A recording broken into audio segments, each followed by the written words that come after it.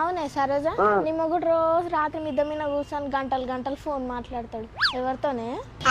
ఇవాళ రేపు ఎట్లుంది కాలం, నువ్వేమో తిక్కదాని లెక్క ఇంట్లో వండుకుంటుండు, మీ ఆయనేమో మిద్దెకి పండ్లు ఇట్లా పట్టుకుంటే ఫోన్ మాట్లాడుకుంటుంటాడు.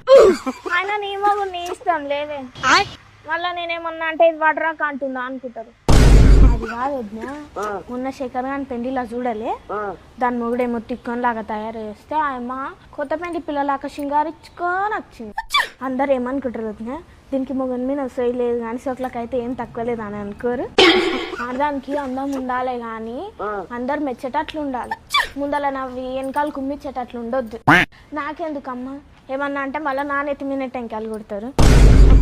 ఏం చేస్తున్నావే లక్ష్మి? అవు అని నీకేమైంది అట్లేను చికేసిన పుల్లలాక? మళ్ళీ తిండి పెడతలేడా? చూపిసుకో పిల్ల, లేనిపోని రోగాలు అంటుర్రు, అదోటి ఇదోటి కాందొకటి ఊక మంద అయితే